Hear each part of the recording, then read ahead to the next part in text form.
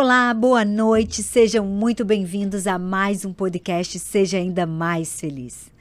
Hoje é uma noite muito especial em que nós trouxemos um tema que eu tenho certeza que vai trazer muito esclarecimento para vocês e vai mudar o olhar de vocês sobre o assunto tão comentado, tão em alta hoje, que é o autismo. Eu trouxe aqui uma especialista, é a Maiara Magro, ela é psicóloga, tão forte o currículo aqui que eu precisei ler. Ela é psicóloga e mestre em saúde, tem formação em reabilitação neurológica e cognitiva pela USP, é analista do comportamento pela UFSCar e especialista em autismo e comunicação alternativa pela Universidade Fernando Pessoa de Portugal.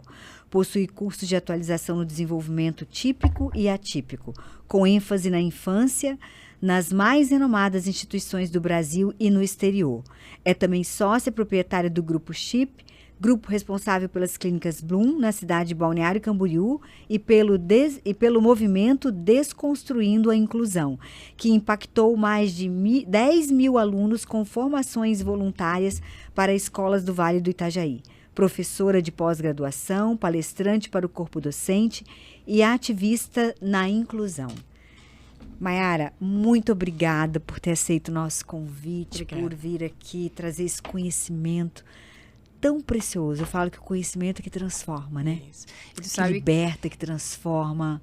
E que dá dignidade. Mas tu sabe que esse currículo ele pode ser até longo, mas pode me chamar de Tia Maiara. Tia Maiara. Quando termina essa fala toda, acho que o mais importante dele é a Tia Maiara, que é quem tá lá nas clínicas Bloom, na prática, fazendo a magia acontecer com as crianças e junto com um baita time. Que delícia, né? Então, desculpa te interromper, Imagina. Né? Você estava falando aí dessa oportunidade de falar, né? Sim. Sobre o... E agora que tá tão em voga isso, e ainda mais agora, 2 de abril, que é o dia da conscientização, né, internacional do autismo.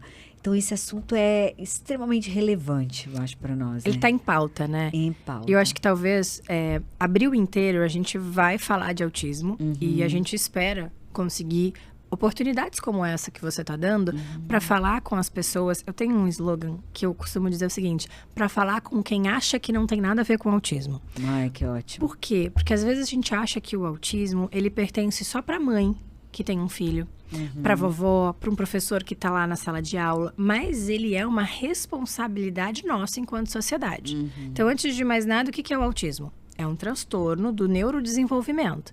Então, a gente vai aprender juntas aqui. Autismo é doença? Sim ou não? Não. Primeira coisa, que a gente ainda acha que o autismo é doença. Não é. Ele é um transtorno do neurodesenvolvimento. Em miúdos, o que isso significa? O meu cérebro, quando eu estou no espectro, ele funciona de uma forma diferente. Talvez, quando a gente fala dessa forma, a gente vai simplificando há muitos mitos e muitos tabus que ainda, infelizmente, em 2025, existe acerca de um assunto tão sério, tão importante que está na nossa mesa. Hoje não tem em nenhum lugar onde você não encontre alguém que tem o diagnóstico, que conhece alguém, que tem um filho, que tem um sobrinho. É verdade. Não é algo mais seletivo, sabe? Como foi alguma vez? Como foi há 10 anos atrás, como foi há 30 anos atrás. Que era um diagnóstico raro, né? Uma coisa, uau! Aquela coisa de ouvir falar, sabe? De ouvir falar. Eu acho que em 1 milhão parece que tem isso aí, né? Hoje não. Se não é teu filho, é teu sobrinho. Se não é teu sobrinho, é teu vizinho. Se não é teu vizinho, é amigo do teu filho. E quando a gente fala sobre isso, a gente aproxima. Porque a luta, e precisa ser dito esse termo, né? A luta por uma sociedade mais justa e igualitária, ela não pode ser seletiva.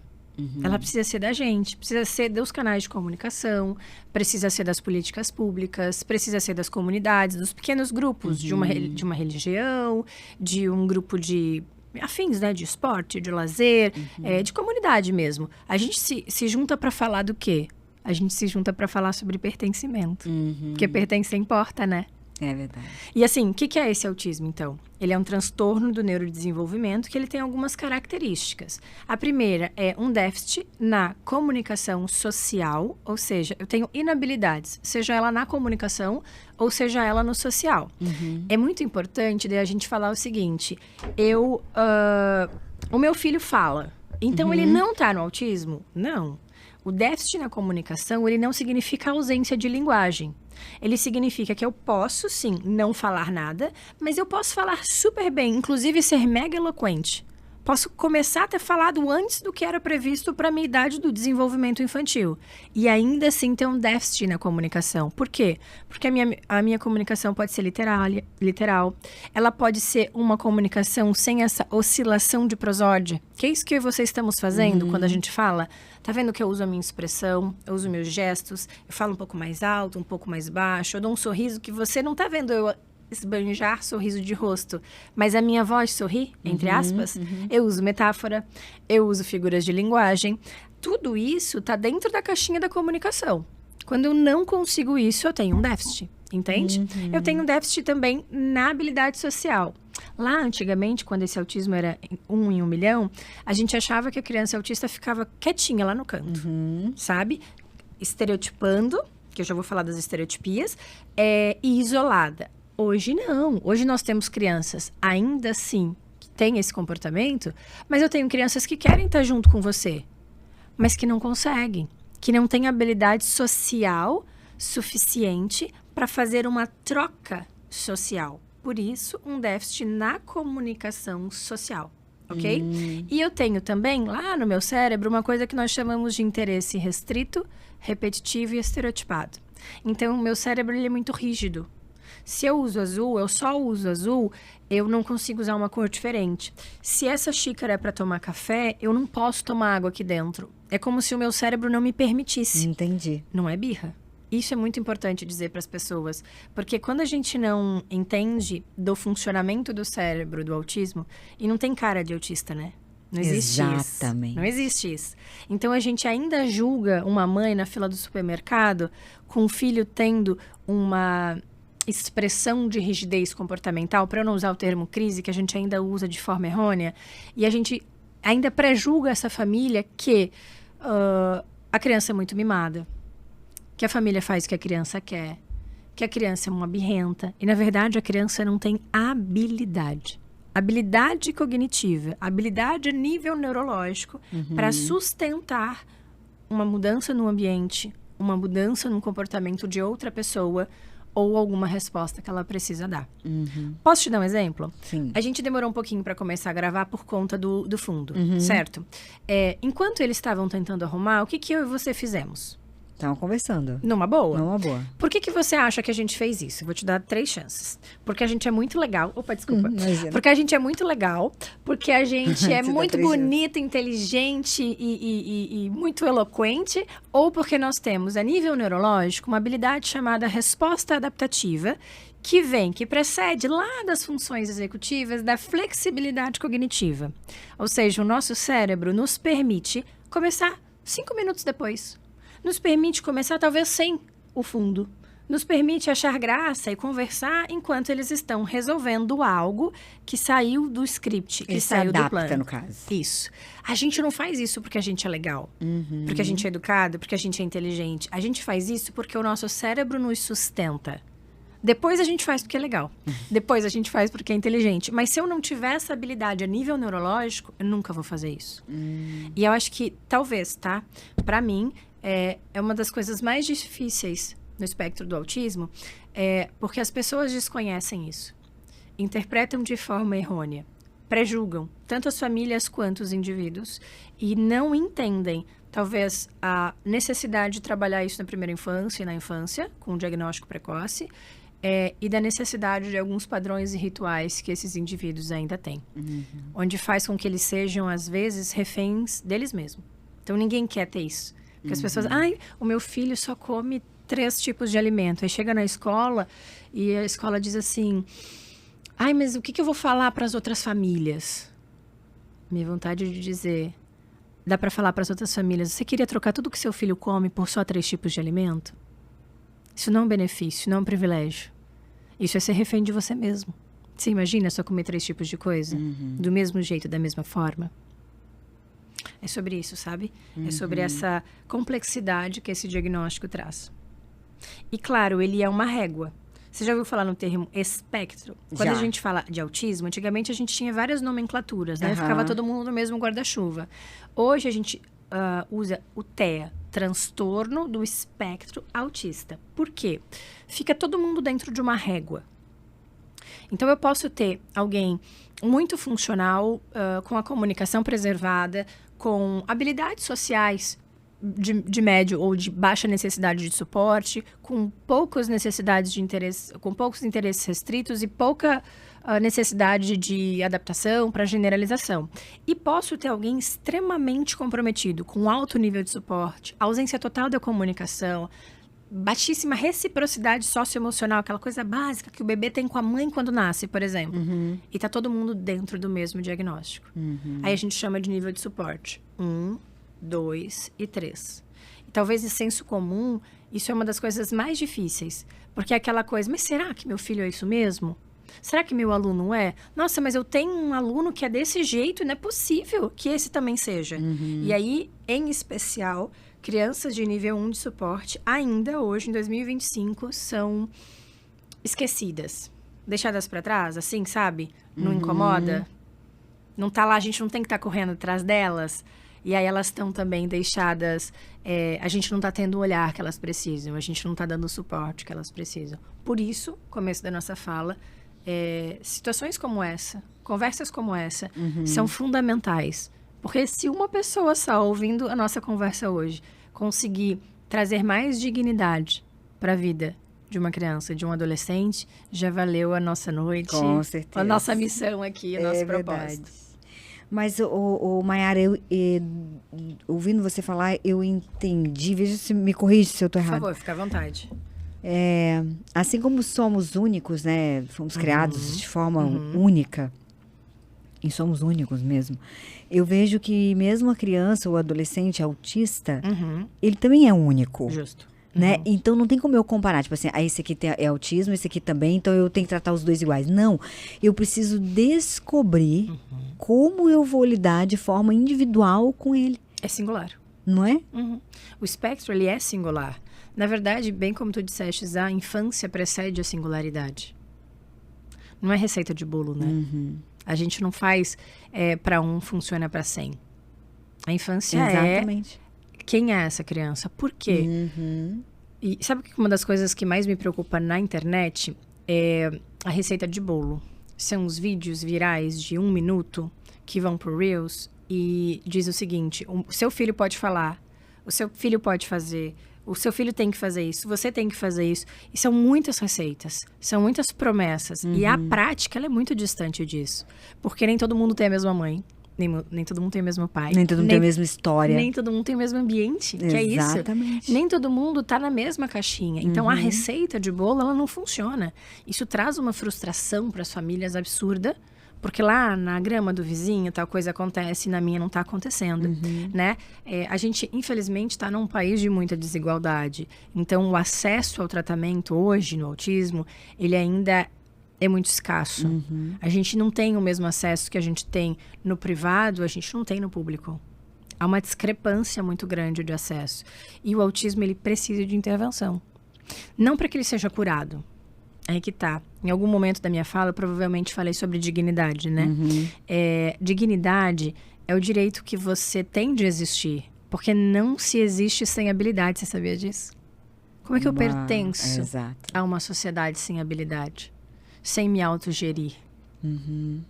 Sem aplicar as funções básicas que eu tenho de sobrevivência, de habilidade de comunicação, de social, para não ser risco para mim nem para o outro. Então, o autismo, sim, ele precisa de um olhar singular, ele precisa de tratamento. Não para não aceitar quem a criança é, mas para poder ofertar o máximo de ferramenta, o máximo de estrutura, o máximo de habilidades para que ele possa gerir a sua própria vida, a sua própria história. E tem como desenvolver essas ferramentas? Super. E em casos, quanto mais precoce o diagnóstico, mais rápido, é? Isso. Talvez hoje, o que a gente tenha de mais claro e concreto no autismo é a estimulação precoce. Lá na clínica, a gente costuma dizer, estimulação precoce salva vidas. Salva mesmo. O cérebro, ele é plástico. Ou seja, a neuroplasticidade, ela é uma das funções mais fantásticas, ao meu ver, na minha humilde opinião, do que o cérebro tem. Que é, através da exposição ao estímulo, o cérebro ele pode adquirir novas funções e reabilitar antigas. Então, quem não fala, a ciência a gente não trabalha com a totalidade, né? Nem com certeza isso vai acontecer ou isso nunca vai acontecer. A gente não tem esse poder, ainda bem. Mas quando a gente fala da ciência da saúde e a gente fala de cérebro, de neurociências, a gente fala o seguinte: se eu tenho um cérebro que não fala, eu tenho caminhos, quanto mais cedo, melhor, de ofertar a estimulação adequada, séria, e com base em evidências, para que esse cérebro tenha o estímulo devido para que ele possa fazer novas conexões neurais, novos caminhos que oportunizem novos aprendizados. Então, quanto antes... Uau, isso é lindo, né? É muito. É quase filosófico para mim. Porque a gente vive isso na prática. Por isso que a estimulação precoce salva vidas e salva mesmo, sabe? É lindo, é muito perfeito, né? Esse corpo. E acho que, sabe, uma coisa bacana talvez uma fala de esperança para as famílias, em especial, para as mães, né? O diagnóstico, ele não é o fim.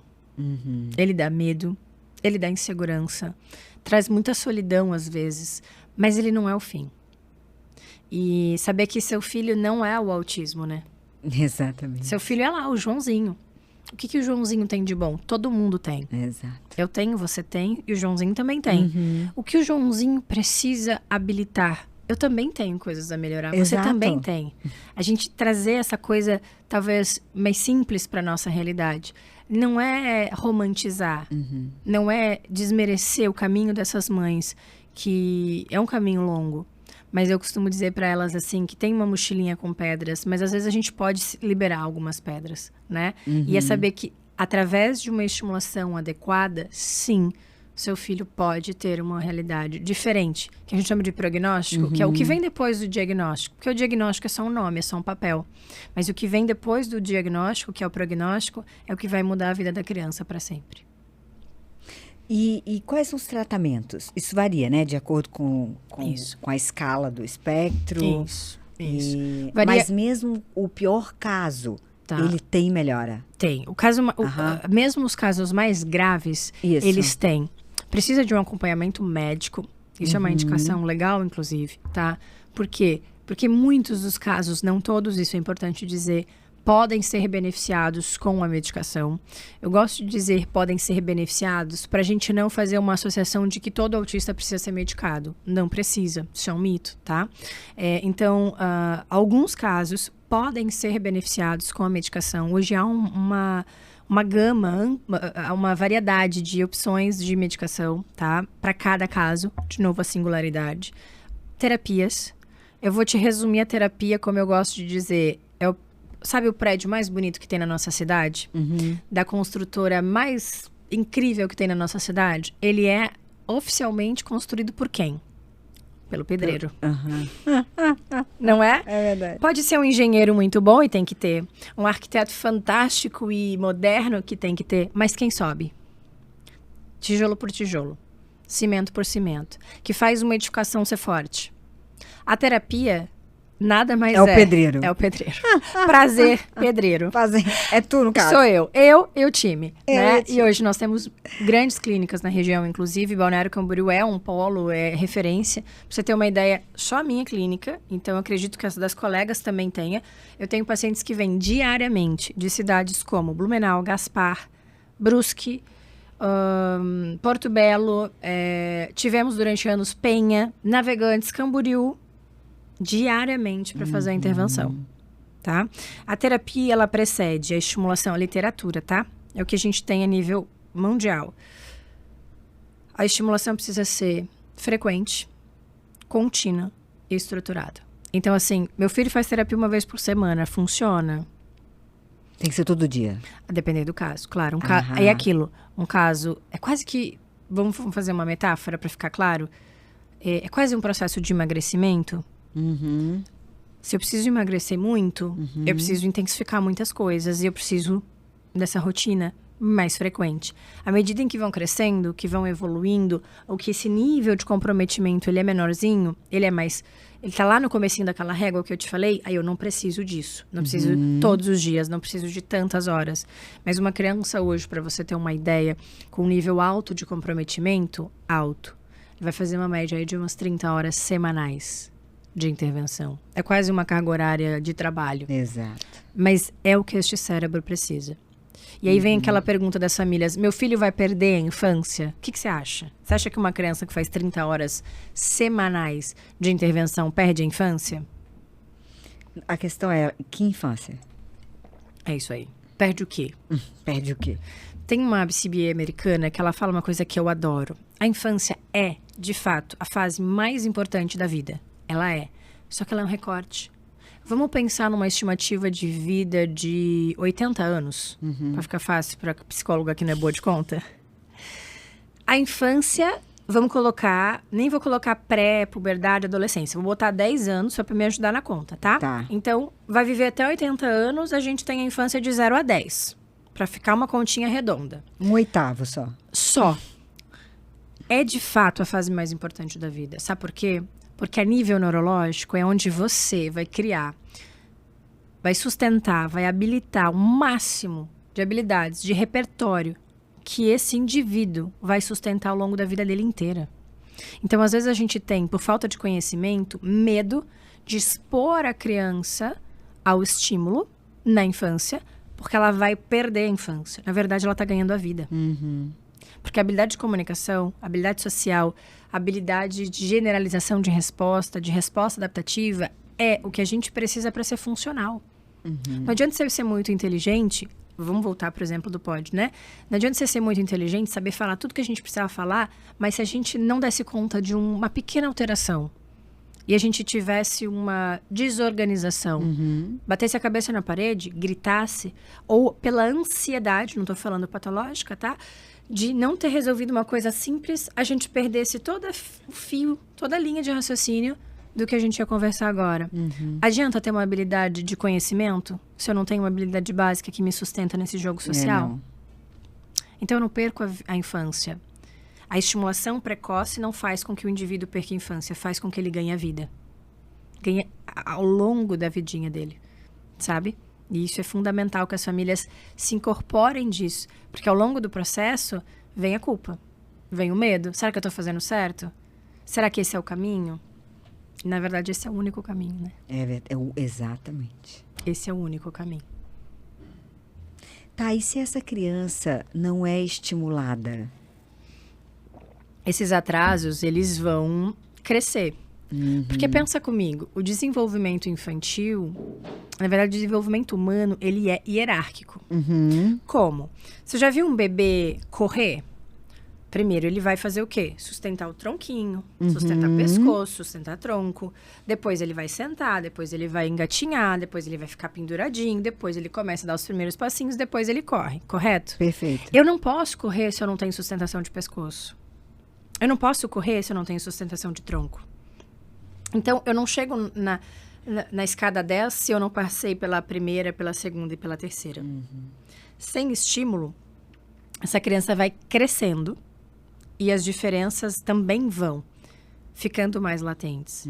E ela vai tendo respostas muito discrepantes para o que é esperado para a sua idade e para a fase do desenvolvimento infantil que ela se encontra. Aí vamos dizer assim, Mayara, não tratei com 2, com 3, com 4, com 5 anos, vou tratar lá com 10. Funciona? Funciona, só que o custo de resposta é muito maior.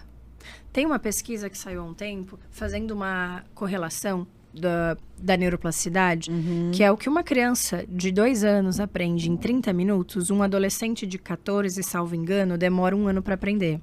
Fico imaginando eu, com 50 anos. Exato. O nome disso é neuroplasticidade. Eu vou morrer antes de aprender, no caso. É isso aí. O nome disso é neuroplasticidade. Então, assim, quanto antes, maiores as chances de uma reorganização, de uma remodelação, de novas estruturas, de novas conexões neurais para esse cérebro. Isso aí, é fantástico. Faz sentido, né? Faz sentido. Dá um poder pro cérebro, né? É lindo, eu amo. Não, mas acho que um conhecimento, principalmente para as mães, porque elas têm que tomar essa decisão, né? Que é fundamental. Ter coragem, né? Criar coragem, de entender que é o melhor que ela está fazendo, né? Para o filho dela. E às vezes as mães, as famílias, eu percebo assim, elas têm um processo de negação que é esperado. A literatura vai dizer que vai existir a negação do diagnóstico em primeira instância. E eu costumo dizer para elas... Mas isso em qualquer diagnóstico. Qualquer diagnóstico. Qualquer processo, tá? Que a gente chama... É o processo que morre o filho ideal e nasce o filho real. Falou tudo. Né? E eu digo para elas, agarra a dor e vem junto com ela. Vai lidando com esse processo diagnóstico no caminho? Vai. Mas não perde tempo. Porque tempo, quando a gente é grande, né? Quando a gente é adulto, tempo é dinheiro. Mas na infância, tempo é desenvolvimento. E o dinheiro a gente corre atrás, mas o desenvolvimento, a gente tem um time. A gente tem a janela de oportunidade. A gente tem uma janela de oportunidade. Então, tempo é desenvolvimento. Corre. Vai com medo, vai com insegurança. Estimulação não vai fazer mal para a criança. Isso que é fantástico. Não vai, nunca. Ela bem feita, baseada em práticas, baseadas em evidências, com toda uma sustentação teórica. Estimulação de verdade, né? Mas existe isso no sistema público também? Então, é isso que eu disse anteriormente. Infelizmente, nós somos um país de desigualdade. Então, assim, hoje nós temos... órgãos que se esforçam muito para fazer um trabalho de qualidade para indivíduos que não conseguem custear isso, como AMAs, como a Paz, como instituições de universidades, porque no SUS isso ainda é muito precário. E ainda assim são lugares que têm filas gigantes, que não conseguem fazer com a frequência, enfim, com a estrutura que, obviamente, um tratamento... particular consegue oferecer. Até os próprios planos de saúde já não estão conseguindo. Isso é uma demanda de saúde pública que precisa ser vista urgente. Que a gente precisa pensar no nosso candidato lá quando a gente vai votar, com a proposta que ele tem. De novo, porque é política pública. Exatamente. É nosso. Não é só meu que tem um filho, não é só teu que tem um sobrinho. É nosso. Tá na sociedade. Que pena que o imposto que a gente paga não é para isso, né? É lamentável. Então, a gente precisa se movimentar, né? Tem ainda grandes passos, eu acho, que a ser dado para a gente poder oferecer dignidade. Exatamente. Inclusive na escola, né? E a questão da escola? Posso falar sobre escola? Tem certeza? A gente tem quantas horas? 5? Assim, a escola, ela é... A escola deu até um negócio assim nela. É porque, assim, a escola, ela é o meu lugar favorito. Porque ela é a microsociedade da criança. É o lugar que ela tem que pertencer. Que lhe é resguardado por direito. Correto? E a escola não está pronta. A escola... tá engatinhando ainda. E assim, eu tenho que ser muito justa. E eu falo com muito carinho isso. Bom, você leu ali meu currículo. Eu gosto da escola. Eu falo para professores. A gente tem o nosso movimento. Porque a gente entendeu que a gente tem que sair da nossa zona de conforto. E se todo mundo fizer um pouquinho, a gente no todo faz bastante coisa. Porque a nível até histórico do Brasil, né? Essas crianças não estavam na escola. De repente, a gente cria uma lei, porque a gente é bom em criar lei, e coloca essas crianças dentro da escola. Mas não prepara a escola para isso. Mas qual o suporte? Qual o suporte que esses professores têm? Qual o suporte que a escola tem? Pública e privada. Eu hoje sou muito sincera em te dizer que eu vejo que tá todo mundo tentando. Porque quer, porque viu propósito nisso, ou porque é obrigado. Não me importa. Mas tá todo mundo tentando. Então, a gente precisa de ajuda. A gente precisa de ajuda dos pais de crianças neurodivergentes. A gente precisa de ajuda dos profissionais. Não é uma briga. Não é como é que é aquele negócio de puxar corda? Um cabo de força, um cabo de guerra. Que eu sou melhor que você tem que fazer... Não, é junto. E a gente precisa do pai e da mãe que acha que não tem nada a ver com isso. A gente precisa do pai e da mãe que tá indo lá na escola reclamar por que o Joãozinho tem a atenção de uma professora só para ele e o filho dele, que tem todas as habilidades, não tem. Tem, misericórdia. A gente precisa disso.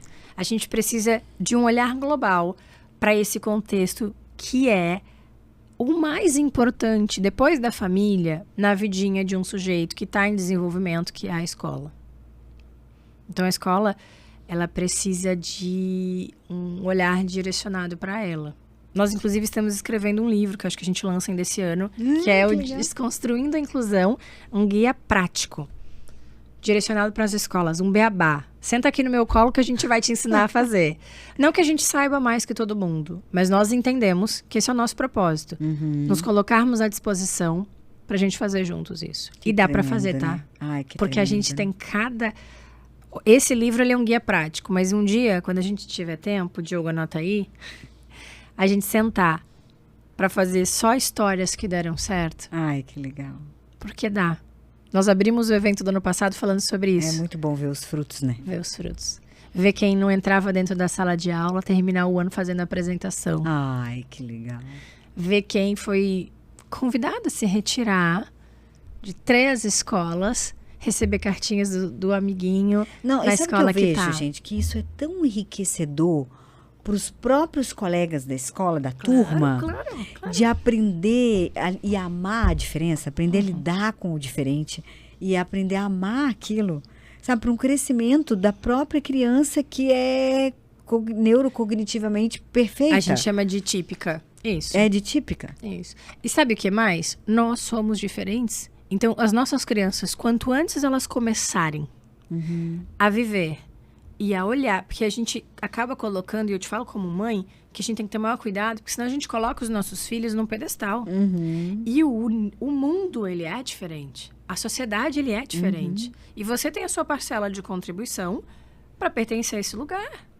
A criança, hoje eu ouvi uma frase de uma mãe, coisa mais linda. A criança, ela nasce pura, mas ela cresce e a falta de conhecimento corrompe ela. Porque quando ela cresce, ela se torna o quê? Adulto. Nós não temos problemas de inclusão com as crianças. Nós temos com os adultos. Sabe por quê? Porque a gente tem medo do que é diferente. É, a gente cresce com esse medo mesmo A gente do que é diferente. Porque o medo tira a Porque é gente... desconhecido e tira da zona de conforto. Tira da gente da zona de conforto. O que é igual, tu sabe lidar. O que é diferente, você não sabe lidar. E você não sabe porque você não tentou. Mas é um problema cognitivo, né? Neurocognitivo. É uma resistência, né, nossa, né? Uma falta de habilidade. Uma falta de habilidade, isso aí. A gente tem medo. Mas você vê, a criança típica, ela é exposta a isso, ela desde cedo ela é treinada a lidar com isso. Olha, pensa, ou seja, expandindo isso para outras situações, ela vai estar muito mais apta a treinar com outras adversidades e diferenças que aparecerem na vida dela. Tem um estudo que eu adoro, vou trazer ciência aqui para você. Tem um estudo que fala sobre irmãos de crianças atípicas. É o melhor exemplo pra gente ter aqui, né? Que é o quê? Fala que esses irmãos, eles são expostos a uma realidade, a um contexto familiar diferente, onde de um nicho familiar que só tem crianças típicas, ok? Sabe o que o estudo revela? Que crianças que são irmãos de crianças atípicas, eles crescem e eles têm melhores respostas adaptativas, criatividade, resolução de problemas, empatia, ou seja, ele é um ser humano melhor. Olha só. Então, para quem tem medo do diferente, sabe que você só está perdendo. Exatamente. Porque a gente só perde quando a gente não se abre para olhar nos olhos e reconhecer o sujeito, não o diagnóstico dele. Pouco importa. Qual que é o teu diagnóstico? O que me interessa? Tu é o médico? Tu vai medicar? Tu vai fazer a programação terapêutica dele? Não. Então, ele é só um ser humano. E você tem tanto para aprender com ele. E ele com você. Verdade. Que é uma via de mão dupla. A gente está sempre aprendendo. Às vezes eu saio da clínica e digo, gente, o que eu ensinei hoje? Que eu só aprendi.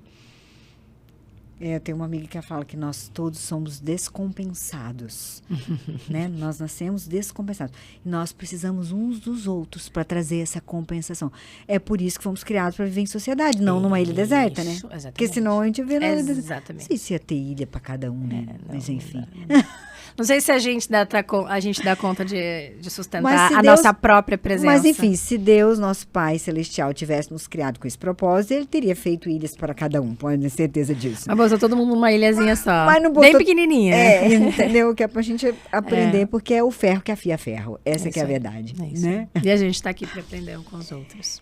E agora vamos falar dos pais, Vamos falar dessa parentalidade, né? da parentalidade, do desafio que esses pais encontra, porque eu acho que é bem importante dar nosso conhecimento disso, né? Muito, muito. De novo, né? Dessa questão de estar na pele do outro, sabe aquela coisa? De calçar os sapatos do outro. Até porque, assim, quando a gente fala de parentalidade, em especial no autismo, a gente tem que fazer duas grandes referências. A primeira é sobre a paternidade, tá? No Brasil, em especial, as pesquisas revelam que homens, ao serem expostos aos diagnósticos dos seus filhos, em um percentual assustador de grande, eles tendem a abandonar as famílias. Então, a gente já começa com um desfalque aí, onde boa parte dessas mães seguem carreira solo. E o que tu vê é isso mesmo? A nossa realidade, ela é uma realidade um pouquinho diferente, eu preciso ser justa com a minha realidade. O que eu vejo, fora a minha realidade da minha clínica, é isso. Isso é uma realidade que eu vejo, inclusive, a nível Brasil, com os contatos que nós temos com as clínicas de colegas de outros lugares, de grandes centros.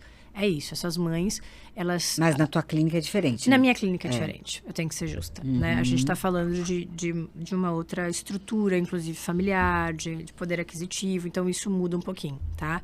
Mas em percentual, hoje, o que a gente tem é que grande parte desses homens, a ter acesso ao diagnóstico, eles deixam o cuidado total para a mãe, né? Então já há uma destituição aí desse sistema, certo? E essas mães, quem são essas mães? Quem são essas mulheres? Tem pesquisas, e muitas pesquisas, que falam sobre o sofrimento emocional, sobre esse peso emocional que as mães, em especial, tá? Tem pesquisas que falam de mães de crianças neurotípicas e tem pesquisas específicas para o autismo, dado a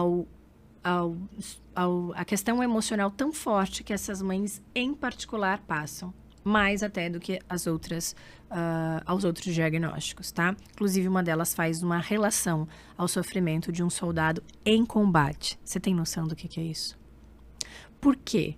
Porque essas mulheres estão diariamente... Tipo, compara o sofrimento das mães com filhos autistas ao de um soldado em combate. O estresse emocional, né? O estresse. Por quê? Porque essas mulheres diariamente estão expostas à rejeição. Elas estão expostas a uma dificuldade do próprio tratamento e da criação desses filhos. De uma sociedade que não é igualitária, não é justa. Então, uma mãe de criança autista, ela não tem o seu espaço. Ela cria ele. Ela abre a porta, ela abre a janela, ela... Sabe? Não é simples. Entende? Não é chegar na escola e perguntar qual que vai ser a mochila do filho dela e qual que vai ser o caderno e a cor do uniforme. É se vão aceitá-la na escola. Se o filho dela vai ter PEI, que é Programa Educacional Individualizado. Se a prova vai ser adaptada. Se as outras famílias não vão reclamar da criança. Se ele vai ter amiguinho ou vai passar o recreio sozinho. Entende? É abrir janela e porta o tempo inteiro. É construir degrau por degrau dessa história. Então, essas mulheres precisam de uma atenção. Por isso que elas têm cargas reduzidas no trabalho, porque muitas delas ainda fazem jornada dupla, né? Por isso que elas têm alguns mínimos, eu tenho que ser justa, subsídios de políticas públicas de governo, porque é uma intensidade o que elas vivem. E é o famoso, quem cuida de quem cuida? Quem cuida delas?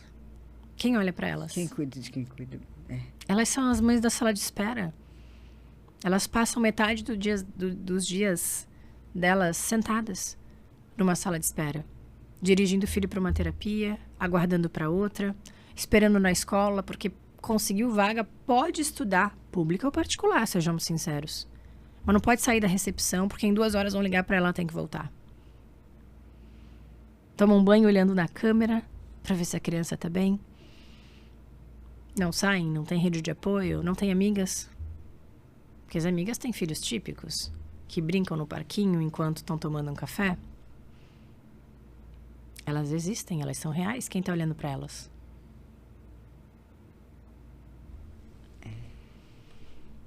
E a gente, quando encontra uma delas, ainda critica, né?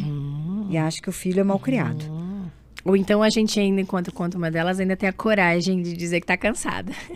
Não é desmerecer o sapato de ninguém, nem o caminho de ninguém, mas é entender que tem gente vivendo de verdade seus desafios. A gente vai dar um treinamento esse mês de abril para uma das maiores escolas de dança de Santa Catarina, que é o Grupo Caiorra. Foi a nossa ação desse ano, né? E enquanto eu falava com a Yolanda, que é a responsável pelo Grupo Caiorra, eu disse para ela, vamos dar o treinamento, vamos fazer uma coisa muito legal, mas eu quero treinar toda a tua equipe, desde a pessoa da recepção, desde a pessoa do financeiro. Porque tem uma forma de falar, tem uma forma de conduzir.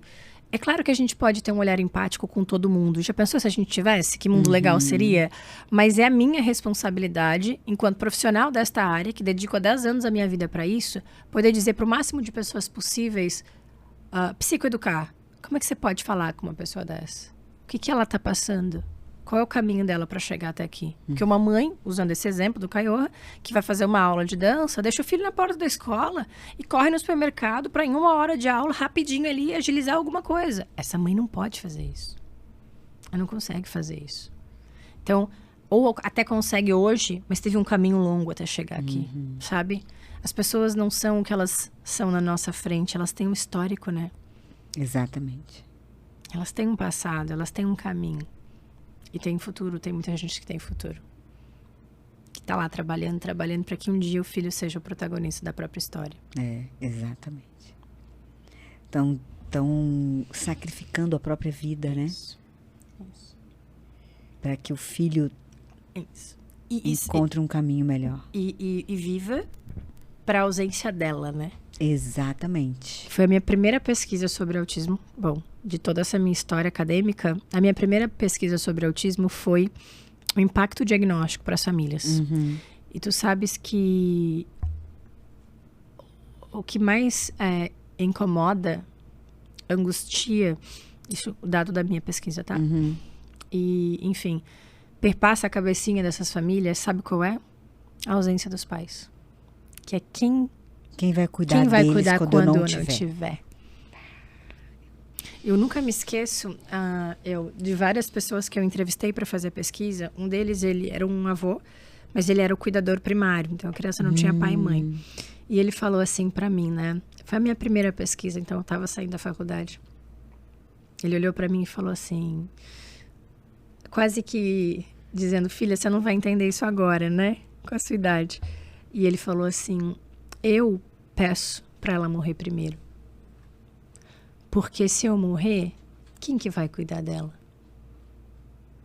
Como é que ela vai viver sem mim? E aquilo ali me atravessou, sabe? Daquele auge do empoderamento que a gente sai da faculdade achando que sabia tudo, eu não sabia nada, sei nada hoje, imagina 10 anos atrás. Eu não sabia o que falar para ele, não sabia o que falar para mim. E aquilo ali me, sabe? Porque não foi eu não quero cuidar dela, é quem vai fazer como eu faço. E ela era uma criança que tinha um nível de comprometimento bem expressivo. Hoje eu sou mãe. Eu entendo o que ele quis dizer. Então, essas famílias estão muito preocupadas. Ou melhor, elas estão preocupadas com problemas reais. Não é se as crianças vão jogar balé, tênis, se vão ser populares, se vão escolher a faculdade X, Y ou Z. É se elas vão ter pertencimento nesta sociedade. Se elas vão ter dignidade de viver em sociedade de uma forma justa e igualitária, que preserve os seus direitos, os seus deveres, é óbvio, e que lhe dê pertencimento, sabe? É isso que essas famílias estão todos os dias lutando. De verdade, te digo na teoria, mas também te digo na prática, né? Que tremendo, né? Forte. É forte. Dá pra gente pensar um pouquinho fora da nossa reles existência. É verdade, né? E eu falo que esses dias até minha mãe falou, né? Nós temos muito mais do que a gente merece, mas extremamente mais. E a gente é muito ingrato, né? Então, às vezes, é necessário a gente tomar consciência de que essa realidade existe do seu lado e talvez você nunca tenha visto. Viu, mas não quis ver, né? Não se abriu, né, pra ver. É o que você falou, até para que quando você for reclamar, você se envergonhe. Você fala, não tem esse direito. Isso. E aquilo, o que você tá fazendo? Porque dificilmente uma mãe dessa reclama, né? Você já viu? É porque não dá tempo, né? Né? Não dá tempo. E o que você tá fazendo? Eu falei isso na conversa que eu tive com o Joaquim da outra vez, e falo sempre, eu acho que eu sou até repetitiva, mas eu vou falar sempre. É que assim, quando a gente carrega uma mensagem, um propósito, quando a gente tem um propósito de vida, ela é repetitiva. Tem que ser. É a mensagem. Ela tem que se fazer. Exatamente. Ela tem que funcionar. Exatamente. E aí eu digo assim, tá, mas eu não tenho. Meu filho não é autista, então o que eu faço? Mas tem autista na sala dele. Ah, não tem. Tem sim, mas tem sim. Se não tem, fala comigo, que é possível. Tem. Se não tem, tu não sabe, não tá diagnosticado. Você chamou essa mãe pra tomar um café?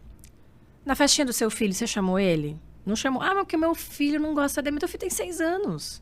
Teu filho tem 7 anos. Teu filho tem idade pra escolher, que se ele não gosta. Filho, a gente vai chamar o fulaninho. Ai, mãe, mas ele não é meu amigo. Mas ele é meu.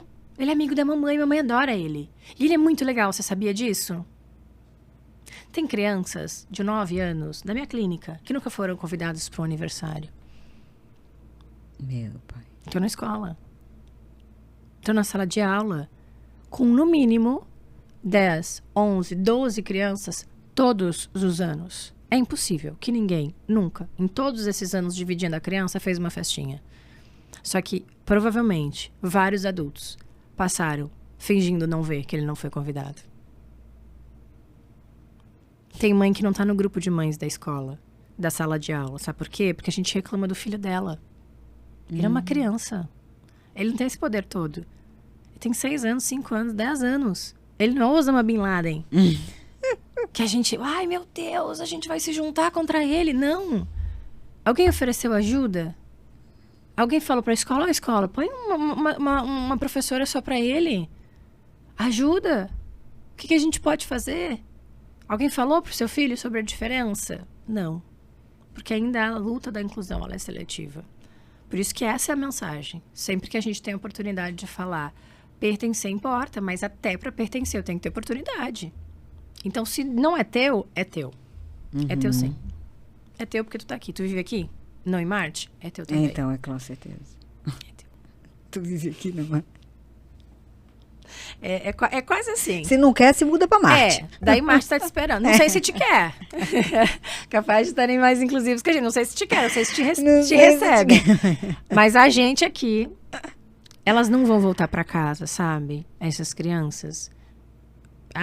Porque... Não, a escola é o lugar delas. E a aula de dança é o lugar delas. E o teatro é o lugar delas. E a praia é o lugar delas. Qualquer lugar é o lugar delas. Assim como é o meu, é o teu, né? Isso. É por direito. Só que não dá sem acolhimento, sem conhecimento, sem ciência, não dá. Porque daí é só jogar ali. Aí é injusto. E isso é inclusão, é injusto com todo mundo. Com a criança do autismo. Sim, com certeza. E com a criança que não tá no autismo. Sem dúvida. É injusto com todo mundo. Então precisa. A igreja é lugar. A gente treinou muitas igrejas ano passado. Também não estão preparadas. Como as escolas, como os clubes, como o shopping que nós treinamos ano passado. A gente tem que se despertar. Treinamos hotel ano passado. A gente tem que se despertar. Somos uma sociedade diferente. Que bom. Mas então treina a gente, o Maiara. Treina. A gente tá aqui, ó. Treina a gente, por exemplo, né? A pessoa entra no teu estabelecimento comercial, por exemplo. Tá. E daí? Tá. Primeiro de tudo, hoje, muitos autistas usam identificação. Facilita a nossa vidinha, tá? Que é o cordãozinho. Ou com quebra-cabeça azul, com destaque da cor azul, ou do girassol. O girassol, ele é quase que um símbolo universal, assim, simboliza que a criança tem alguma coisa diferente. Então, teu olhar, ele já é diferente. O diferente, ele parte do menos pro mais. Autista, como que a gente faz muito senso comum, como síndrome de Down também. A gente tem uma coisa que não é empatia, é a pena. A gente não quer pena. Essas crianças não querem pena, essas famílias não querem pena, elas querem respeito. Não, é só a gente olhar pra gente. É o que eu falo, não tem diferença. Isso. Você quer alguém que tenha pena? Não, não quero. Eu quero respeito. Exatamente. Todo mundo quer respeito. Então, assim, não viu o cordãozinho lá e fala, ai, vem cá, me dá um beijo, amado. Não, porque às vezes não gosta de toque. Porque às vezes não gosta de falar muito. Não gosta de ouvir muito, não gosta de som muito alto. Então, o menos é mais. Eu posso te ajudar? Você tem alguma necessidade específica? Quando o conhecimento, ele liberta, certo? A gente já falou isso algumas vezes. Então, quando a gente se empodera do conhecimento, a gente também não fica precisando pisar em ovos. Entende? Não é assim, ai, mãezinha, ele é diferente, Não, mas você precisa de alguma coisa específica? Tem algo que eu possa fazer para ajudar? Sabe? Tratar com mais naturalidade. Entender o que esse sujeito precisa de fato. Não é chegar, nós tivemos... Não é o que eu acho que ele precisa, Não né? é, exato. E não é o que eu acho que ele não consegue. Quando eu treino as pessoas, nossa clínica faz um trabalho muito legal de treinar pessoas, né? Não é nosso produto, a gente não vende isso. Inclusive, isso faz parte do movimento Desconstruindo, a gente faz de forma voluntária. Não é o nosso mercado. Mas é gente, e a gente aprende a ser gente com gente. Então, a gente tem que estar, as crianças têm que estar, os indivíduos, sujeitos, adultos, né? Eles têm que estar nesses ambientes, a gente treina nesses ambientes. Eu costumo dizer o seguinte, não é o excesso, não é o macro, é o micro. É a clareza do que a gente pode, de fato, oferecer, o que precisa. É pedir ajuda. Normalmente, eles estão acompanhados. Então, o pai, ou a mãe, o vô, a tia, o terapeuta, a gente faz uma porrada de treino externo, ou seja, a gente vai com essas crianças para esses lugares, sabe conduzir, sabe o que precisa. Então, não é o que você entende, o que você acha, porque com todo respeito, você não conhece a singularidade desse indivíduo. Ah, mas eu tive um treinamento sobre autismo. Sobre esta pessoa? Não. Você teve um treinamento genérico. Então, escuta, ouve o que está oferecendo. Sabe? A gente tem várias histórias, em especial com que as pessoas acham, os estabelecimentos, as instituições, que eles não são capazes de fazer. Então, já começa... Não, ele não pode fazer aula de natação. Por quê? Não, porque ele não conhece. Mas você já viu? Você testou?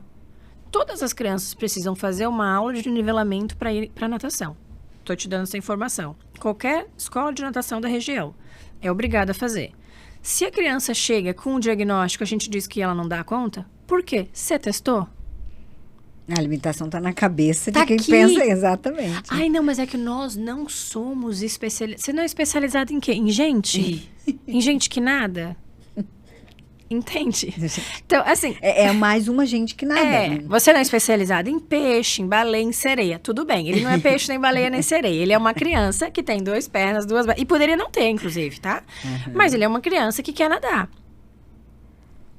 E aí, você testou? Você viu? Não, você não viu. O seu pré-conceito, que aí as pessoas odeiam essa palavra, porque mexe direto no ego delas, né?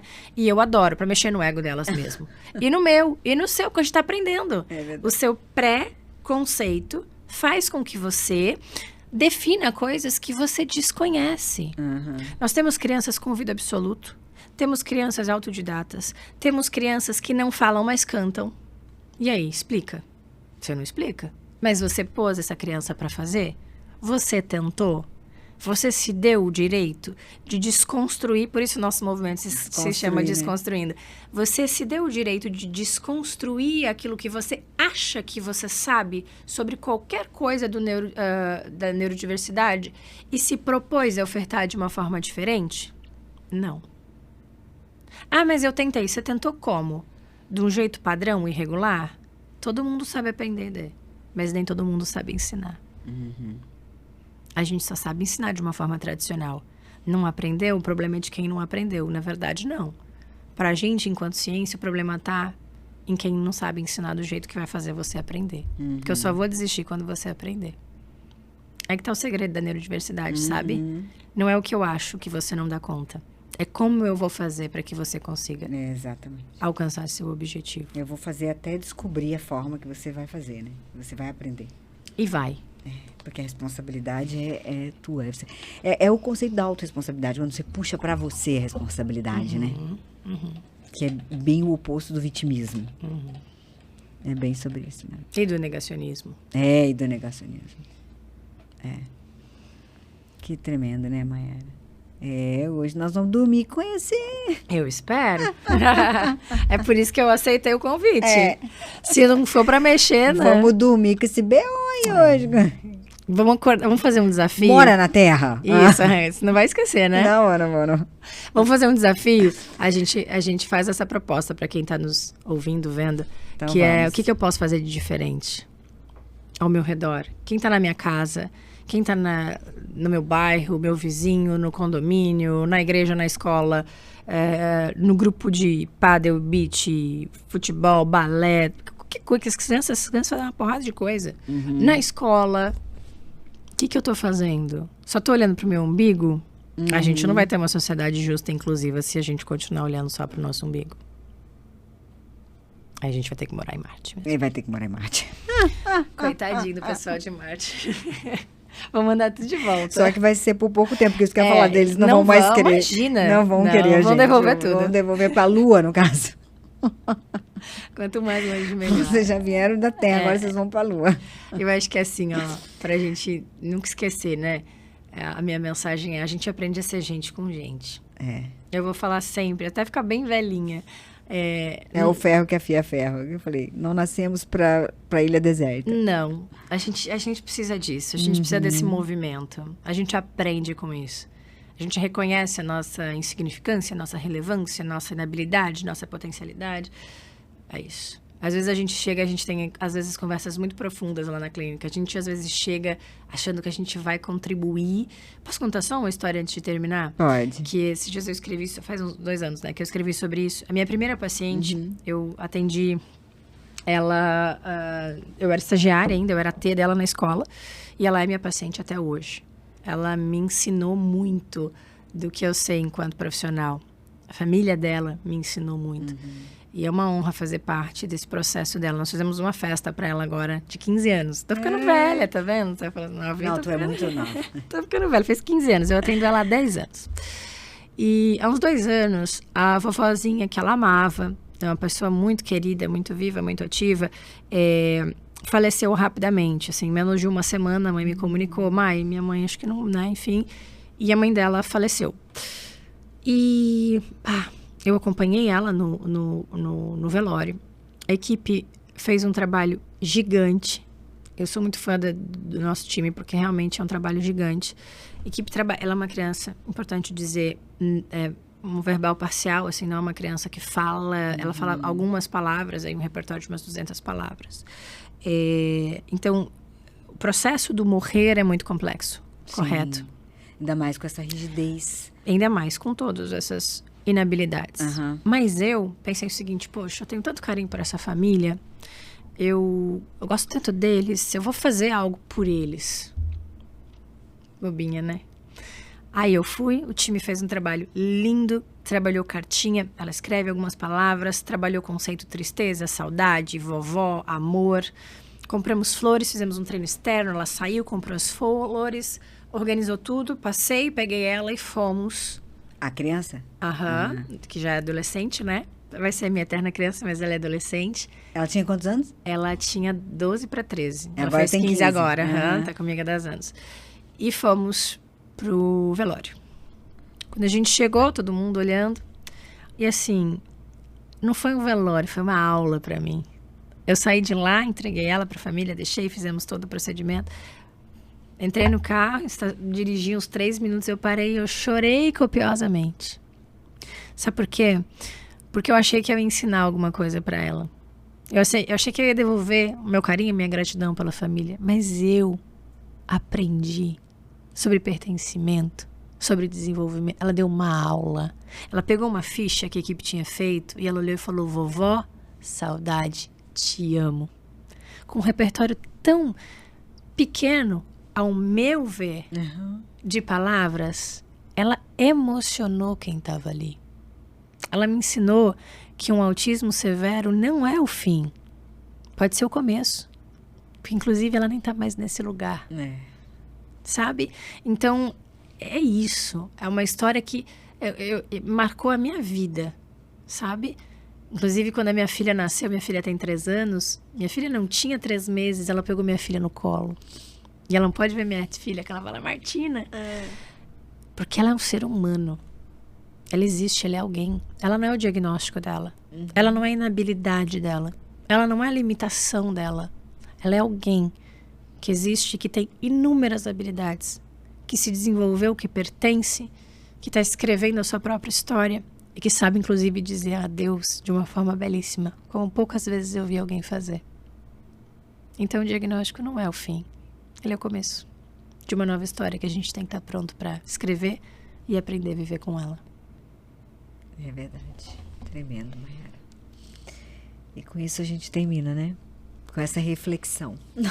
Com essa aula.